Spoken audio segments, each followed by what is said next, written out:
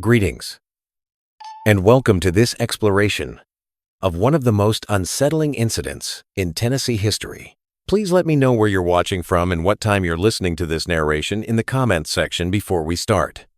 What locations and times of day or night these recorded stories reach are of interest to us. In 1912, Blackwater Ridge, a little community tucked away in Tennessee's eastern mountains, had gained regional recognition for something extraordinary. 10-year widow Sarah Ellison had established a reputation that went beyond county boundaries. They referred to her as the Healing Widow, a moniker that would subsequently be muttered with a mix of fear and awe.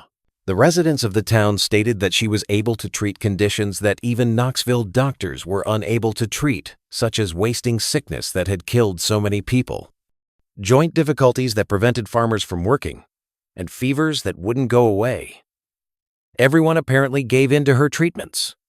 Nevertheless, Sarah lived alone in a 2-story farmhouse on the outskirts of town, down a dirt route that wound through an old oak tree grove, in spite of these seeming miracles. The white paint of the house, which was built before the Civil War, was flaking, and one end of the porch was sagging a little. The air surrounding Sarah's house was noted to feel several degrees cooler, even on the warmest summer days, as if it were always under a shadow. The Healing Widow's story was made especially odd, not only by her claimed healing ability, but also by the abrupt disappearance of Thomas Jenkins, a Knoxville Sentinel journalist who had visited Blackwater Ridge in April 1912 to write a feature on her. In his most recent telegram to his editor, he claimed to have arranged an interview with Sarah and to be attending one of her therapy sessions. His horse returned without him to the town's sole inn 3 days later. Jenkins' notepad was the only item discovered by a search crew led by Sheriff Dale Monroe on the trail to Sarah's home. The final note in the notebook simply stated, April 17th. Meeting with the widow today. Something about her eyes seems wrong. It also included observations about the town and multiple interviews with locals. After a week, the search for Jenkins was canceled.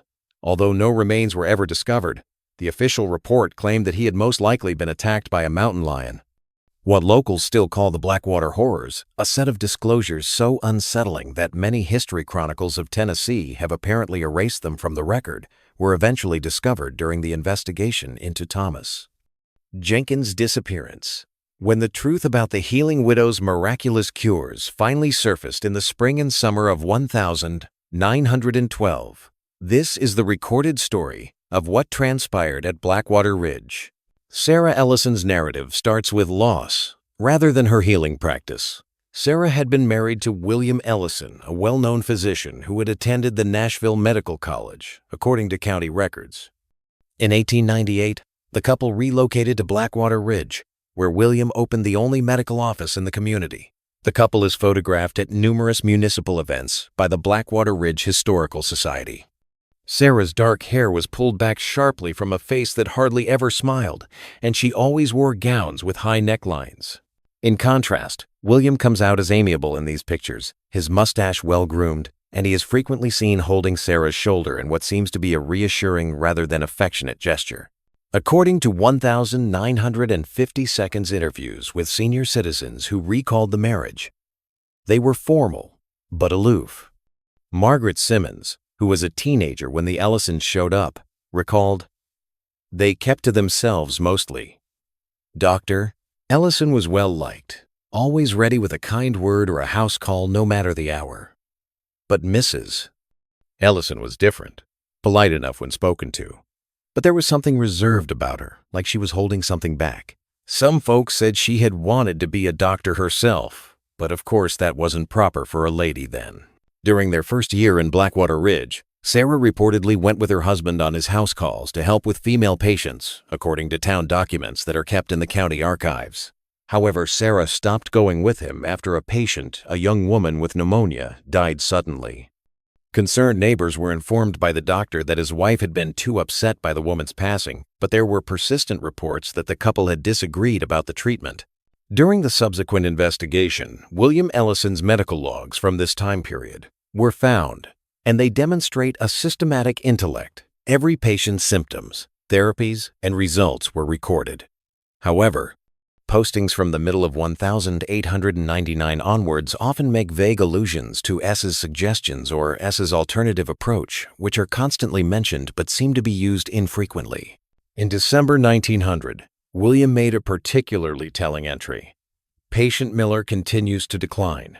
S insists her method would be effective where mine has failed. Cannot agree to experiment on patients despite her persistence. Growing concerned about her interest in cases that seem beyond help. In 1902, William Ellison passed away unexpectedly, although there were persistent allegations that the doctor's death was suspicious.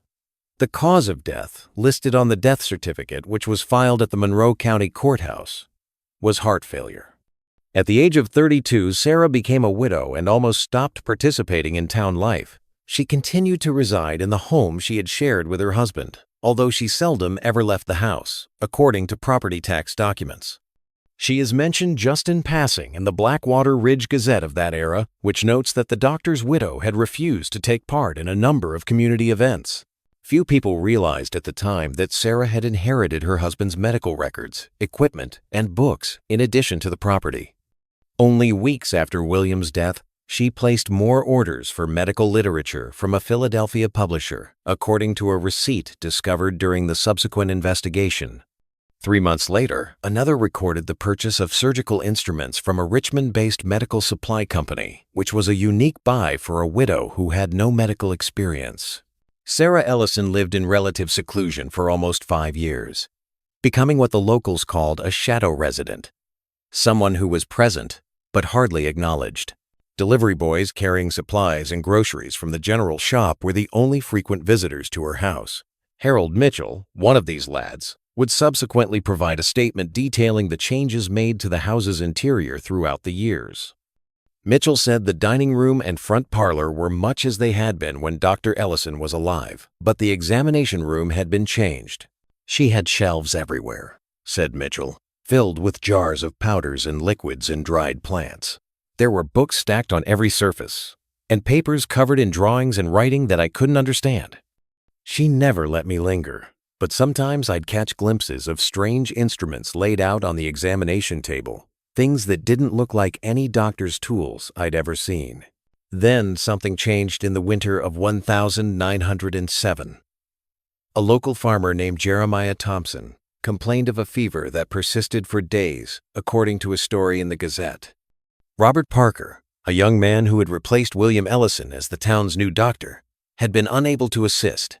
After seeing her husband's decline for almost a week, Thompson's wife reportedly rushed to Sarah Ellison's house in the middle of the night out of desperation.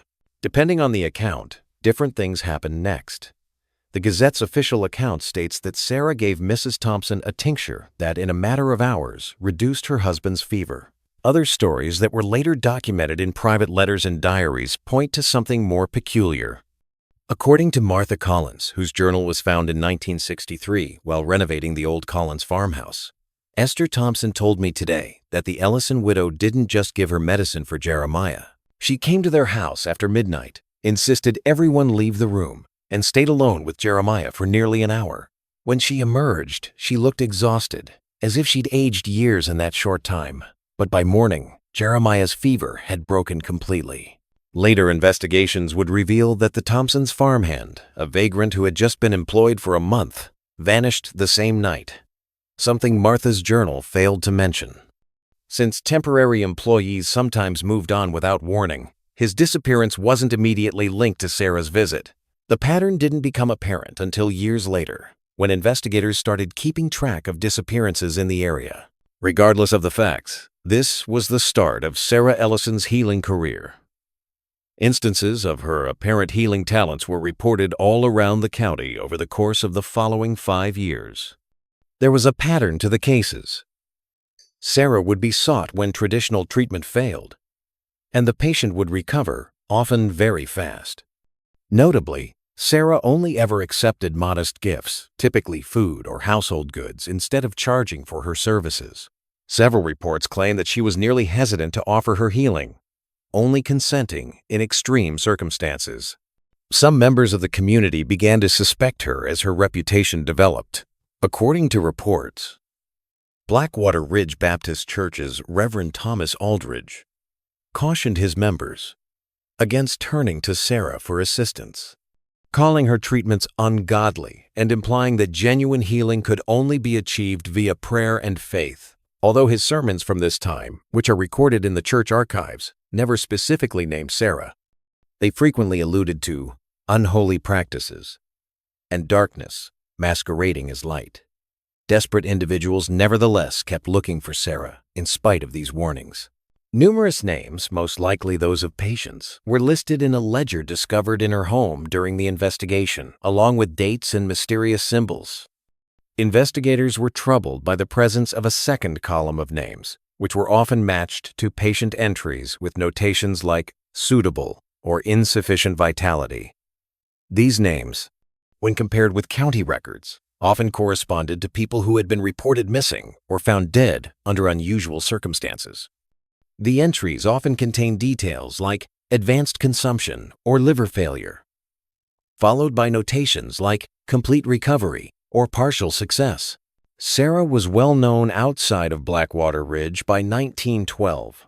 People came from nearby counties to ask for her assistance, and the increase in tourists helped the local economy, as demonstrated by a letter he wrote to a medical colleague in Knoxville. Dr. Parker, who may have viewed her as competition, seemed to grow a reluctant respect for her skills. While I cannot explain the mechanism of Mrs. Ellison's treatments, I cannot deny their efficacy. I have witnessed recoveries that defy medical explanation. What Dr. Parker didn't know, what no one knew, was that Sarah had begun keeping detailed records of her experiments. Journals recovered from the hidden room in her house chronicled her developing theories about what she termed life energy and its transferability between bodies. Early entries show a fascination with the work of Luigi Galvani, whose experiments with animal electricity were well known in medical circles. Sarah seemed to believe that life itself could be quantified as a form of energy which could be depleted or replenished under the right conditions. An entry from 1,908 states, "The transfer is most effective when both subjects are in proximity. Direct physical contact amplifies the flow. The recipient must be in a weakened state. The body seems more receptive when conventional systems are failing. The donor should be healthy with abundant vitality. Age appears to be a factor. Younger subjects provide more complete restoration to the recipient." Thomas Jenkins and the Knoxville Sentinel soon took notice of this rising stardom and these increasingly sophisticated methods. Jenkins's disappearance would be the first step towards revealing the sinister reality underlying the healing widow's miraculous healings. On the 14th of April 1912, Jenkins arrived in Blackwater Ridge and checked into Holloway's Inn, the only lodging available to visitors in the town. Jenkins spent the first 2 days interrogating locals about Sarah Ellison, according to claims made by Meredith Holloway, who co-owned the inn with her husband. "He seemed genuinely curious," Holloway said afterwards. "Not skeptical like some of those city types can be.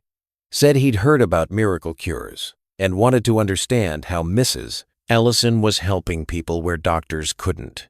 Jenkins spent more than an hour talking about Sarah's cases when he visited Dr. Parker's office on April 16.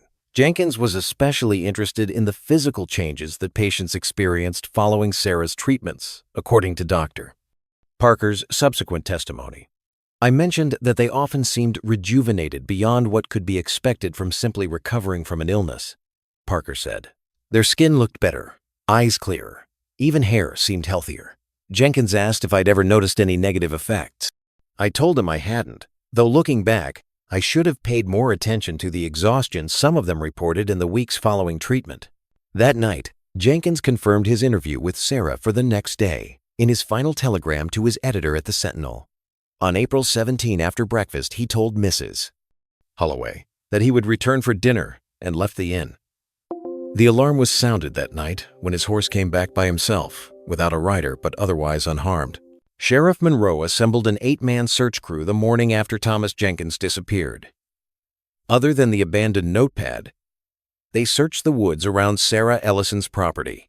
Sarah stated under interrogation that Jenkins had never shown up for their planned interview. She informed the sheriff, I waited on the porch all afternoon, according to reports. There was no cause to question her assertion that when he didn't show, I assumed he had changed his mind. By then, Sarah had lived in Blackwater Ridge for 14 years, and although she was a recluse, she had never caused any problems. According to the sheriff's report, which was submitted on the 21st of April 1912, Jenkins had most likely been attacked by an animal or had an accident on his way to the interview. Sheriff Monroe told his deputy, Samuel Crawford, that he was uncomfortable with Sarah's manner when being questioned, something that was not mentioned in the report. She seemed too calm. Monroe would later recall Crawford saying, like she'd rehearsed her answers, and there was something about her appearance. She looked years younger than when I'd seen her at the general store a month earlier. Her skin was flushed, eyes bright, like someone in the peak of health, not a reclusive widow in her 42nd. If it weren't for Abigail Reed, a seamstress who lived close to the path leading to Sarah's home, the situation might have ended there. Reed brought a troubling story to the sheriff's office 3 days after the search was canceled.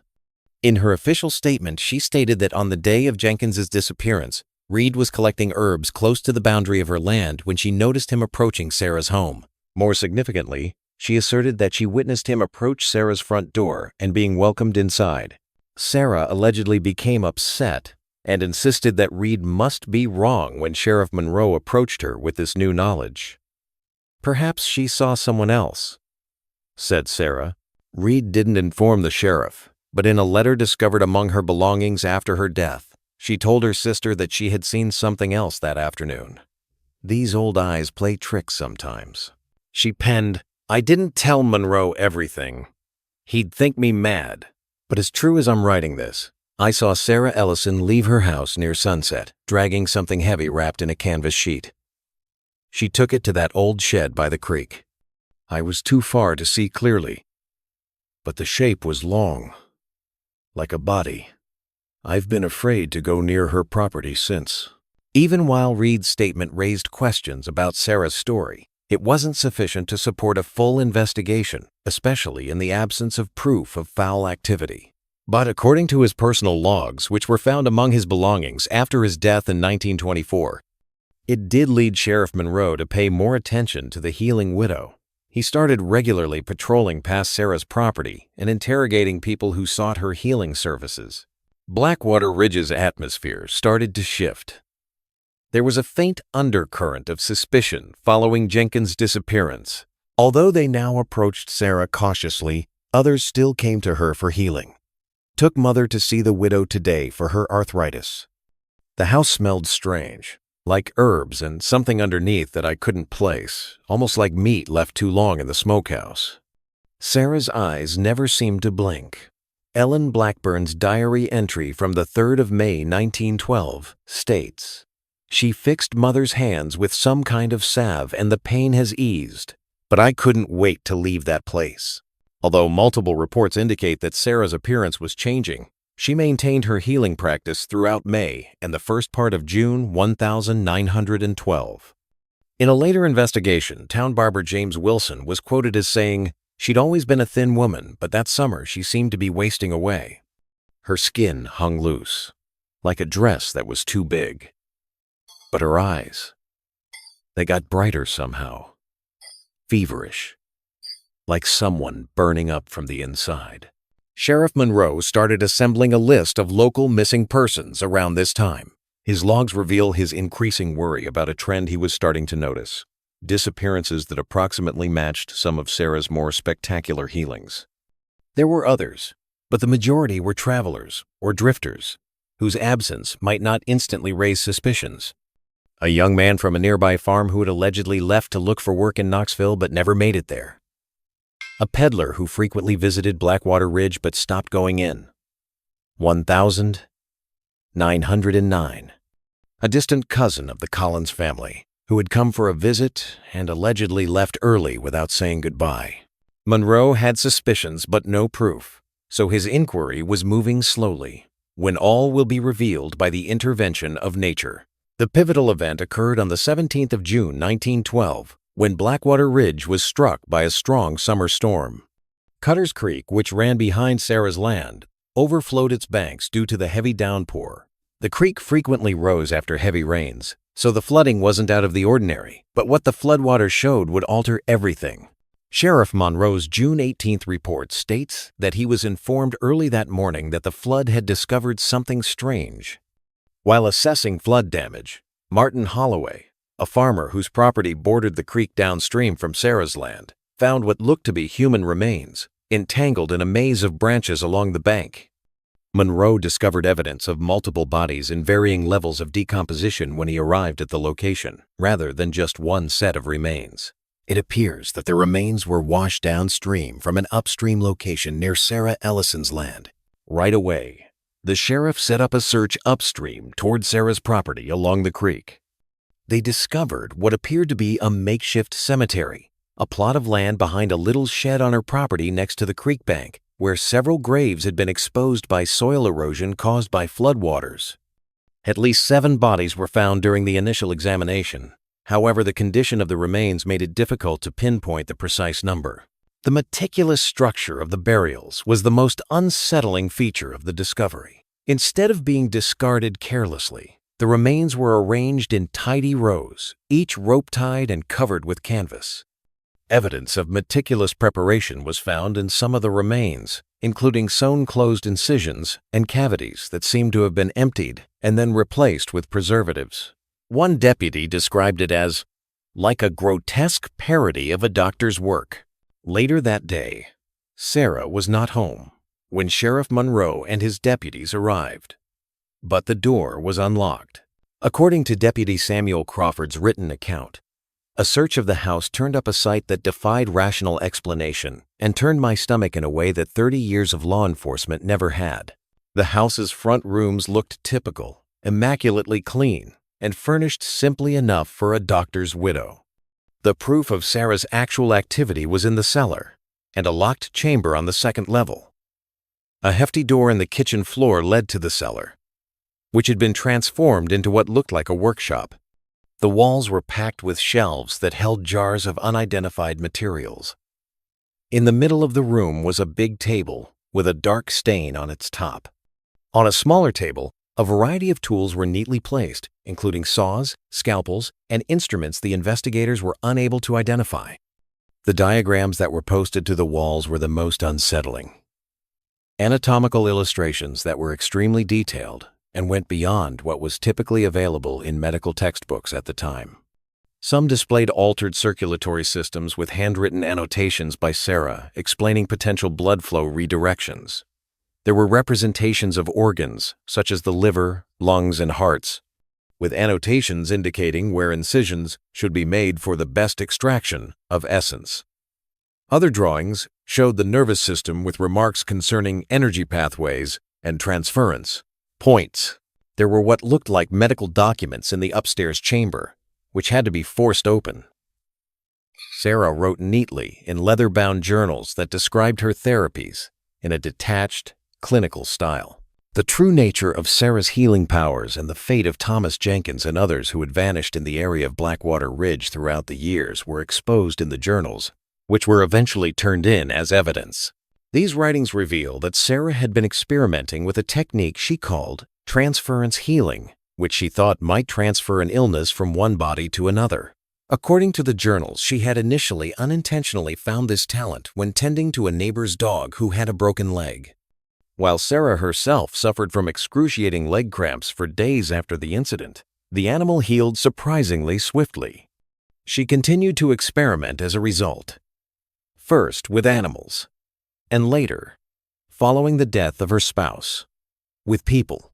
An entry from 1903, a little over a year after William passing, included the following description. First, human trial successful beyond expectation. Subject was a tramp who came to the back door asking for food, offered him a meal and medicine for his cough. Once sedated, was able to establish the connection. Focused on transferring his respiratory health to myself, my persistent bronchitis cleared within hours. Subject expired by morning. Difficult disposal, but managed to bury remains far from the house. Must refine the technique to avoid complete depletion of the subject. In the pages that followed, Sarah detailed her changing approach. At first, she seemed to think she was just passing along some health qualities like liver efficiency, joint flexibility, and lung function. However, her aspirations increased as she carried out more tests. She extended her own life and health at the expense of her people by transferring life force, or vital essence, in a broader sense, according to later entries. The most unsettling part of her writings was the thorough account of how she had perfected her method of transferring not only illnesses, but life itself. Sarah thought that by putting a healthy individual close to a sick person, she could help the two people exchange life energy. This was sacrifice, according to her perverted reasoning. One life was extended at the expense of another. A particularly shocking entry from 1909 read, "The ideal arrangement involves 3 participants, myself as the conduit, the afflicted as the recipient, and the sacrifice as the donor.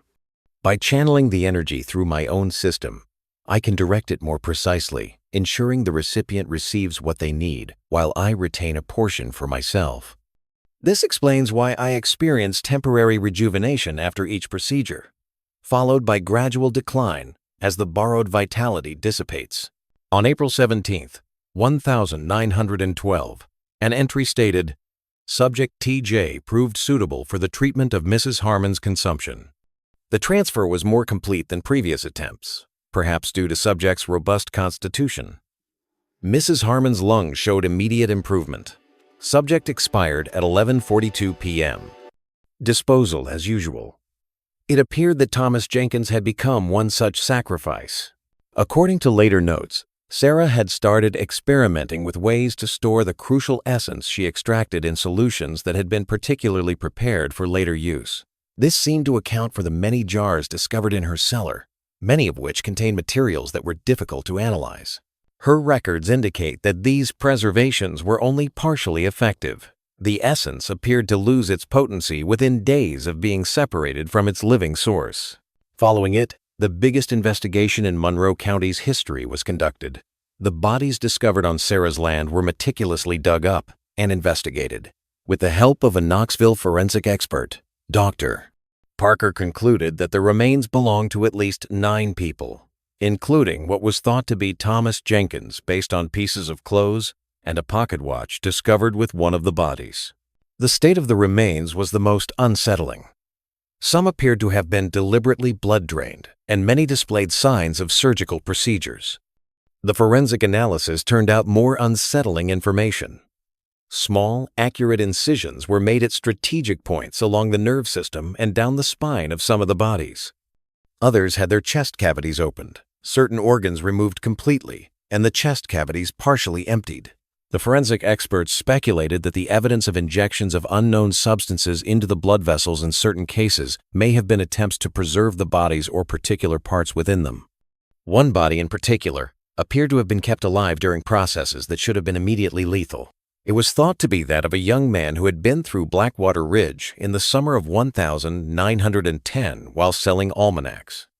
The pattern of tissue recovery surrounding specific wounds indicated survivability for days following substantial procedures, and ligament marks on the wrists and ankles implied shackles. In Sarah's cellar, the inquiry also discovered a system of pipes and drains that connected to a collection system that supplied water to huge glass containers. Examining this system, Dr. Parker hypothesized that it was intended to gather and preserve physiological fluids, including blood, for potential use in Sarah's treatments or studies. No one ever discovered Sarah Ellison. Her descriptions were distributed throughout Tennessee and the surrounding states as part of a statewide manhunt. Sightings as far afield as Louisville and Atlanta were reported, but none were ever verified.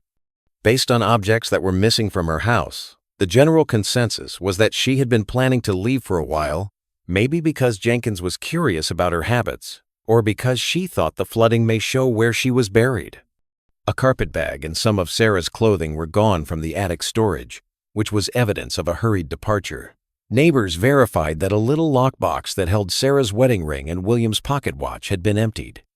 The most revealing was the fact that she made no mention of a particular journal in her notes, Volume 7 of her experimental records, which is said to have included her most advanced and recent methods. Evidence indicating Sarah's tests had started before her husband's passing was also found throughout the examination. One among her papers was a journal from 1900 that suggested William Ellison might have learned about his wife's activities. Just a few weeks before his death, in January 1902, William made the following entry. W found the basement storage. Confrontation inevitable. He threatens exposure. Refuses to understand the importance of the work. Something must be done. Given Sarah's known activities, William's reported cause of death, heart failure, assumed additional importance. Sheriff Monroe ordered an exhumation and examination even though his body had been buried in the town cemetery for a long time. Although the decomposition state made the data ambiguous, Dr. Parker pointed out that several characteristics of the remains aligned with the trends shown in Sarah's prior victims.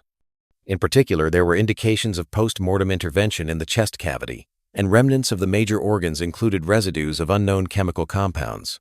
A ripped page from one of Sarah's journals, discovered stuck under a drawer in William's old desk, was possibly the most incriminating.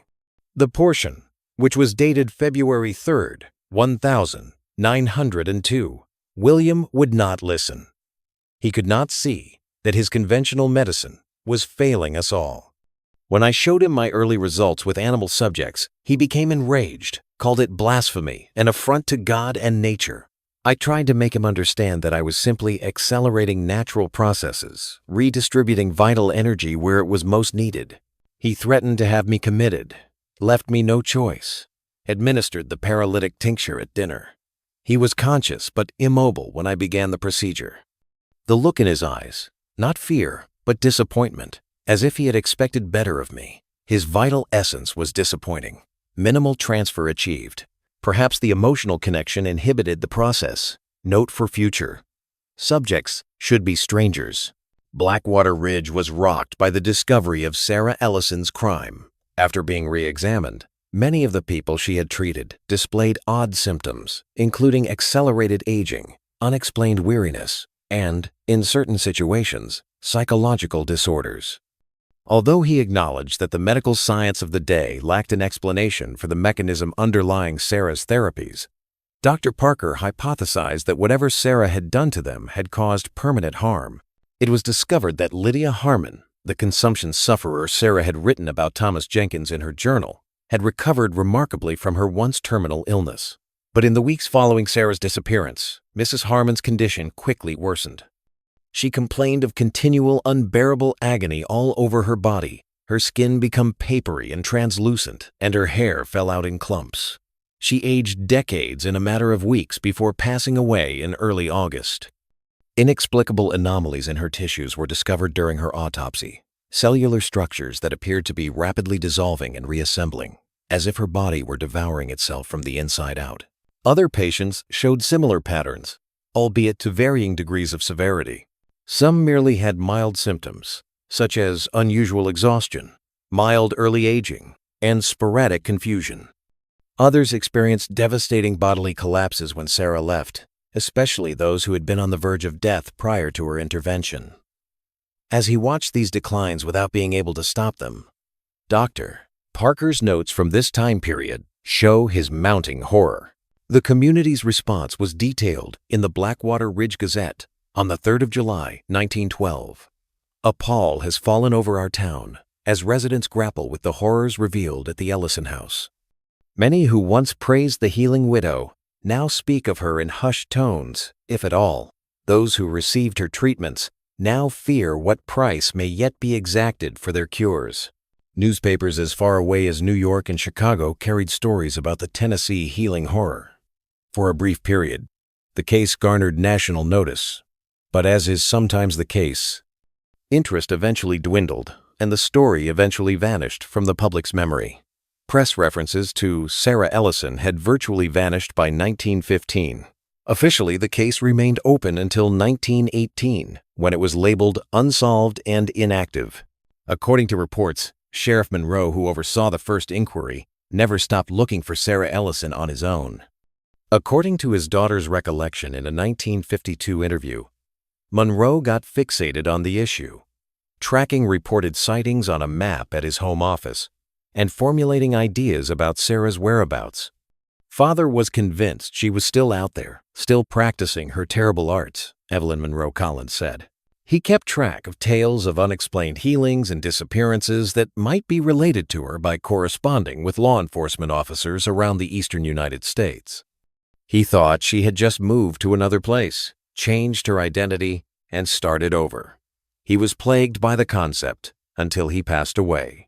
Numerous newspaper clippings of mysterious recoveries from terminal illnesses, frequently coupled with tales of missing persons in the same places, can be found in Monroe's personal files, which were kept by his family before being eventually transferred to the County Historical Society. After carefully comparing these occurrences, he produced a chronology that implied a trend of migration from Tennessee to North Carolina, Virginia, Pennsylvania, and ultimately New England.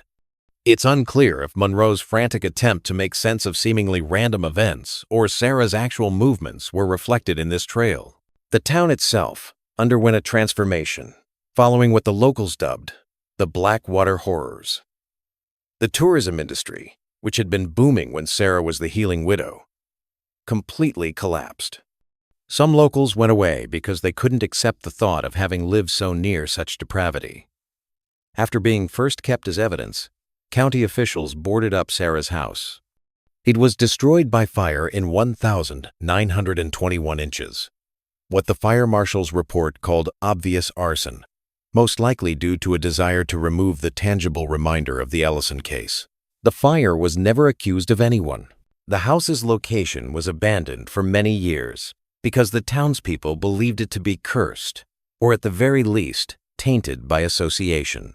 In the late 1952, the county bought the property and turned it into a tiny park without a sign or other reminder of its somber past. There were sporadic tales from the Blackwater Ridge neighborhood during the 1920 and 1930 of an unexplained woman who was always alone and observed at nightfall or dawn close to the Ellison house ruins. The majority of descriptions described a slender figure with prematurely white hair that moved with the rigidity of aging yet had an unsettling quickness when she believed she was being watched. Although these sightings continued long into the 1940s before eventually disappearing, officials rejected them as the result of misidentification or imagination. With an unresolved investigation and a town that would rather forget, that could have been the end of the Sarah Ellison story. However, a hospital in Asheville, North Carolina, almost 100 miles east of Blackwater Ridge, admitted an old woman in the fall of 1965. The woman, identified as Eleanor Smith, was discovered unconscious on a Blue Ridge Mountains hiking trail. She claimed to be just 68, but the hospital record showed that she was in her late 82nd or early 92nd with serious age-related diseases. A young physician called Richard Mercer took an interest in her condition while she was in the hospital. The woman had peculiar symptoms. She appeared to be aging more quickly than she actually was, but several of her physiological characteristics pointed to a much younger person. For instance, despite her apparent age, her heart tissues seemed to be in pretty good condition, but her epidermis and neurological system were severely degraded. Her blood tests showed abnormalities that the hospital's pathologist was unable to explain. Cell formations that appeared to be rapidly dissolving and reforming, as if her body were continuously attempting to repair itself and failing. She became evasive when Dr. Mercer tried to talk about her medical history. During a feverish deliriousness, she allegedly started muttering about the transference and Williams' notebooks. She also mentioned vessels emptying and essence fading, and she kept asking nurses if they had Candin, brought the subject she had asked for. Intrigued by these digressions, Dr. Mercer started looking into historical medical situations and eventually discovered references to the Blackwater Ridge tragedy. He got in touch with Deputy James Monroe, the son of the original Sheriff Monroe who had looked into Sarah Ellison after contacting the Monroe County Sheriff's Department. They came up with the idea that Eleanor Smith might be Sarah Ellison after all. When age was taken into consideration, the physical description matched, and the hospital staff's observations of Sarah's peculiar head tilting during listening and her habit of rubbing her thumb and forefinger together when upset were in line with descriptions of Sarah from witness statements in the addendum to a braid Initial investigation. However, the woman had checked herself out of the hospital against medical advice by the time they had enough evidence to support this argument. Beneath the mattress of her hospital bed, she left a journal with entries that clearly implied she was, in fact, Sarah Ellison. The last piece of writing, dated October 12, 1965, read, "They are getting close again. I must move on. The transference is failing. My body returns to its true age too quickly now. Without new subjects, I cannot maintain this existence much longer. Perhaps it is time to let go. William was right after all." Decades of continuous research and improvement of her transference skills were described in earlier diary entries. These texts claim that Sarah had been constantly on the move in the years following her escape from Blackwater Ridge, never remaining in one location long enough to draw notice. She had changed her strategy, concentrating on slower, more covert transfers that wouldn't cause sudden deaths, that could raise suspicions. Rather, she explained a method of partial harvesting, whereby she extracted just enough life force from several victims to allow her to survive without actually murdering them. In order to acquire access to the elderly and sick, she would pretend to be a nurse, caregiver, or healer in different tiny villages, according to the journal's unsettling tales. According to her perverted reasoning, she was providing a service by using her therapies to marginally prolong their lives, while draining some of the vitality from healthier relatives or guests who came into contact with her special medicines or healing touches. There is a particularly chilling entry from 1937 described her experience working in a Virginia sanatorium. The environment is ideal. Constant flow of subjects with varying levels of vitality. The dying provide little, but are useful for practicing control. The visitors are the true harvest. Young relatives full of concern and vitality, willingly touching the prepared surfaces or consuming the treated beverages. None suspect the fatigue that follows is anything but emotional exhaustion from visiting their declining loved ones. Have collected enough essence to last through winter without arousing suspicion. Eleanor Smith had been residing in a small cottage close to Asheville for almost 3 years, according to further inquiry. She was characterized by neighbors as withdrawn, but occasionally helpful with minor illnesses, providing herbal cures for headaches and colds. Although there was no proof of the horrifying experiments Sarah had carried out at Blackwater Ridge, a search of the cabin turned up a number of papers that seemed to have sophisticated thoughts regarding her theory of transference healing. The evidence that suggested Sarah had started providing her services to needy citizens of neighboring villages was what most alarmed investigators. Her most current journal contains several names of people who had recovered remarkably from severe illnesses throughout the previous 12 months. According to the journal, each of these recoveries had been followed by the unexplained death or disappearance of another person in the patient's life, frequently a visiting relative, caregiver, or nurse. Dozens of tiny bottles of transparent liquid, marked with dates and mysterious symbols, were also found in the cabin. Although some of the proteins found were consistent with human blood plasma and cerebral fluid, laboratory investigation revealed that these contained chemical substances of unknown origin. In her notes, Sarah called these concentrated essence, implying that she had devised ways to extract and store the life force she thought she was gathering. The most unsettling were architectural blueprints discovered in her papers that displayed designs for a building that fused aspects of a laboratory and a hospital. Specialized treatment rooms with concealed monitoring spaces, drainage systems resembling those in her Blackwater Ridge residence, and intricate schematics for what seemed to be more advanced models of her extraction apparatus were also included in the plans. According to notes in the margins, she had been looking for investors for a rejuvenation institute, where she claimed to have a revolutionary therapeutic approach that would cure diseases that are currently incurable. Despite a thorough search of the nearby mountains, Eleanor Smith was never located. Authorities subsequently came to the conclusion that she had most likely died out in the forest, her remains dispersed by animals or lost to the elements, given her apparent physical state at the time of her disappearance. When the North Carolina State Police and the Monroe County Sheriff's Department concluded that Eleanor Smith was most likely Sarah Ellison and that she was now dead, the investigation was formally closed in 1967. Up until 1989, The journals discovered in her cabin were mostly forgotten after being placed in the Monroe County archives. When a PhD student reading up on Appalachian medical history noticed references to the case. In 1992, one researcher, Dr.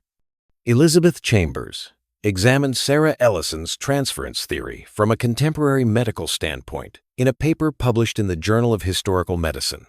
Dr. Chambers mentioned that some of Sarah's discoveries regarding the body's healing processes demonstrated an intuitive understanding of immunology that was ahead of her time, even if she rejected the supernatural aspects of her beliefs.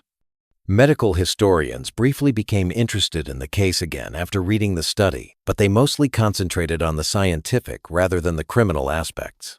In addition, Dr. Chambers' paper highlighted an intriguing trend she had found while studying the case.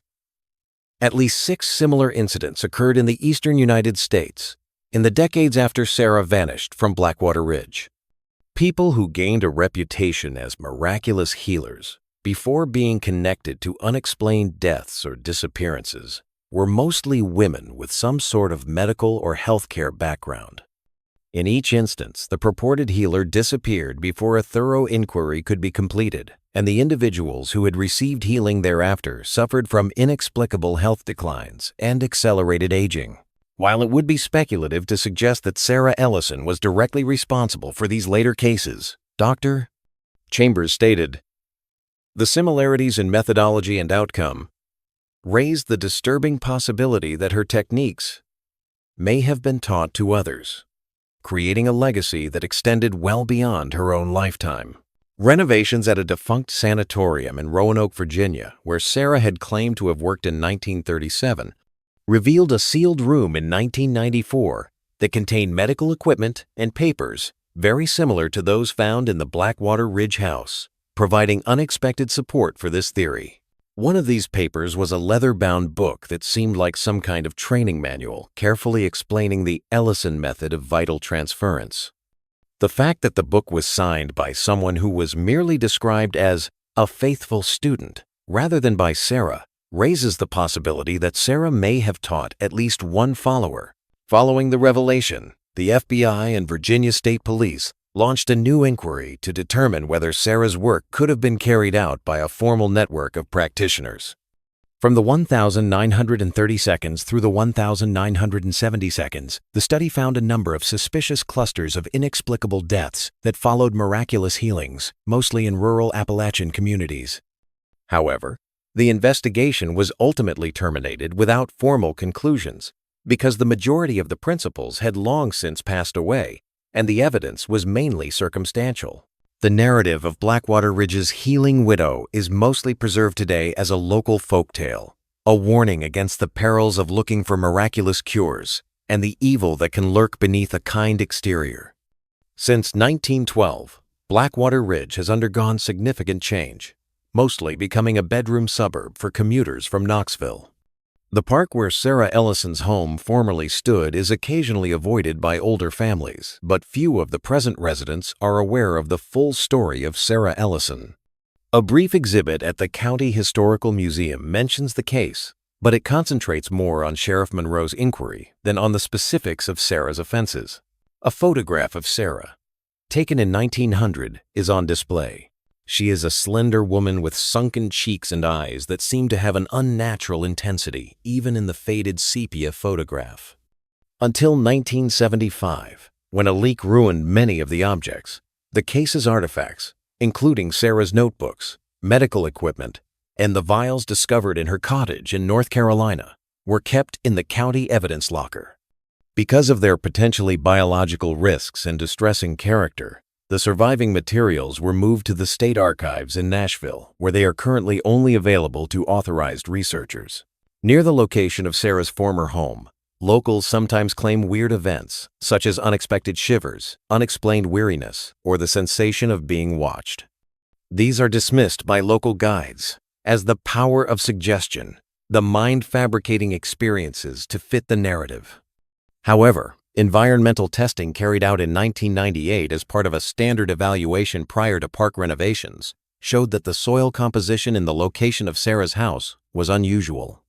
It included traces of organic compounds that were difficult to identify and high levels of compounds that were similar to those found in embalming fluid. The fate of individuals Sarah healed before her misdeeds were revealed is perhaps the most mysterious aspect of the case as a whole. According to the records, several of them became old too quickly and passed away at a young age. Others described health issues that perplexed physicians and recurrent nightmares.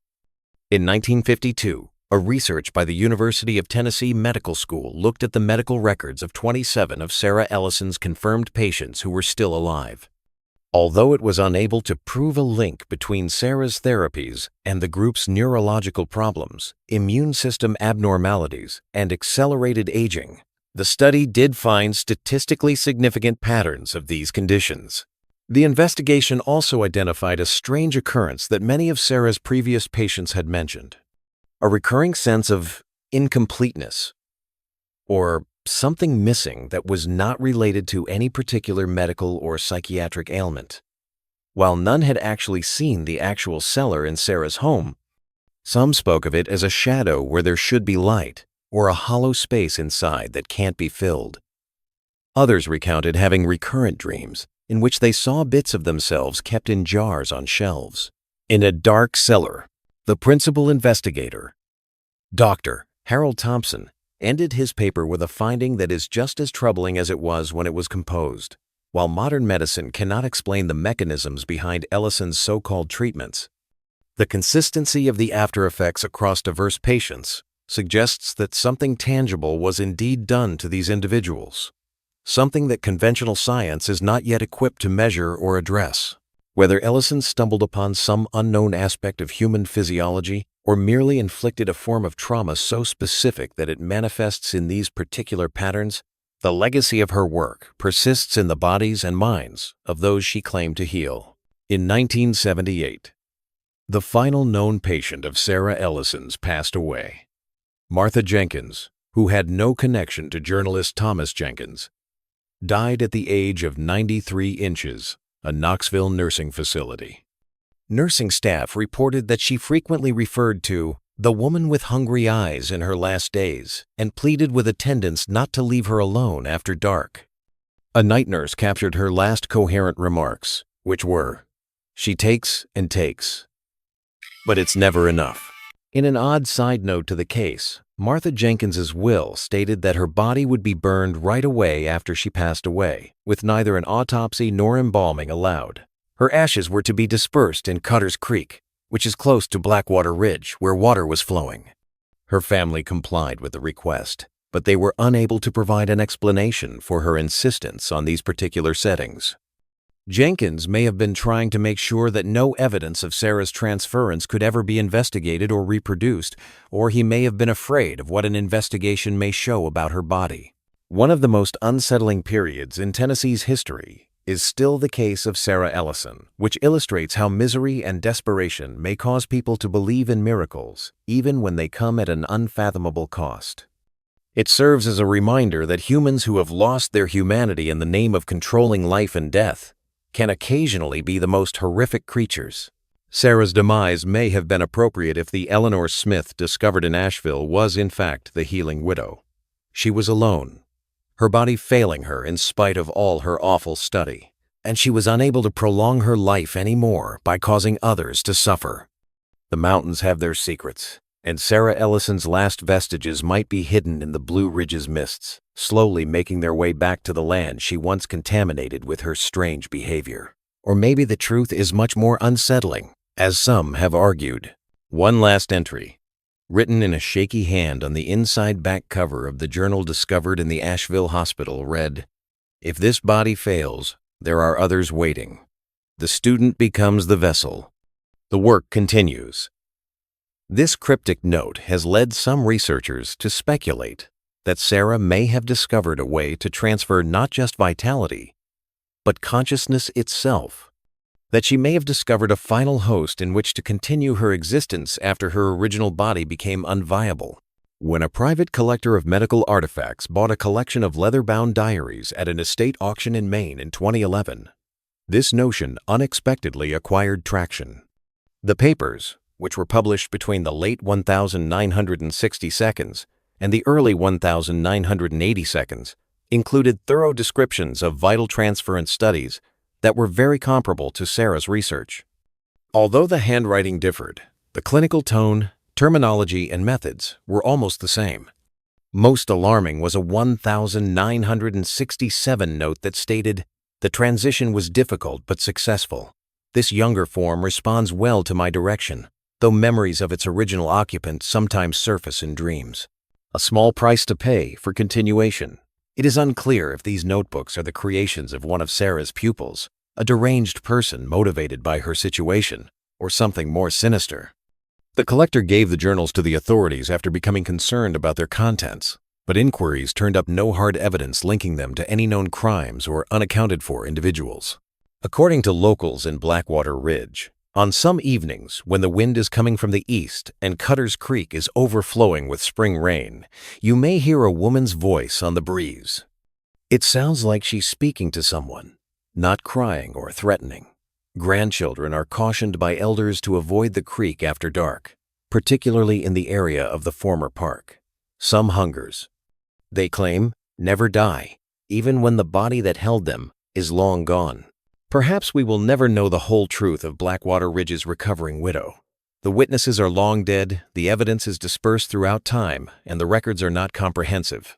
All that's left is the gloomy legend of a woman who promised healing but instead brought something much worse. The last secrets of Sarah Ellison's horrible work may still be preserved in a faded journal somewhere in the mountains of eastern Tennessee or western North Carolina, waiting to be discovered by someone who is desperate enough to seek the kind of healing that requires another person's life. In recent years, paranormal investigators and dark tourism aficionados have taken a newfound interest in the area that used to be Sarah's land. Concerned about the victim's dignity as well as the possibility of copycats drawn to Sarah's tactics, county officials have opposed attempts to commercialize the narrative. However, the area is periodically visited by amateur ghost hunters who set up equipment to record electronic voice phenomena or detect temperature changes. A crew from a well-known paranormal research program stayed at the location for 3 nights in 2016. Their later that year episode featured footage of unexplained temperature drops, equipment failures, and what they said were recordings of a woman's voice whispering something like, "Bring them to me." And the essence fades. Skeptics rejected these findings as either intentional entertainment fabrications or technical errors. But the show raised awareness of the case and increased tourism to Blackwater Ridge. Some features of the case, especially the reported physical changes in Sarah's patients, continue to pique the interest of medical researchers. Despite the wildly disparate methods and moral systems, a 2018 study in the Journal of Historical Medicine found conceptual parallels between Sarah's transference theory and contemporary studies on telomere extension and cell rejuvenation. Sarah's intuitive understanding of several biological processes was astonishingly advanced for her time and level of formal education, but the writers were cautious to clarify that they were not implying any validity to her approaches. The way the Blackwater horrors have influenced the community's collective memory and identity may be its most emotional legacy, rather than the historical or scientific interest it continues to arouse. The story of Sarah Ellison serves as a warning to many elderly locals about the perils of looking for simple answers to life's most challenging problems, and a reminder that certain costs are too great to bear, regardless of how urgent the need. According to a local newspaper in 2020, my grandmother was a little girl when all that happened with the widow.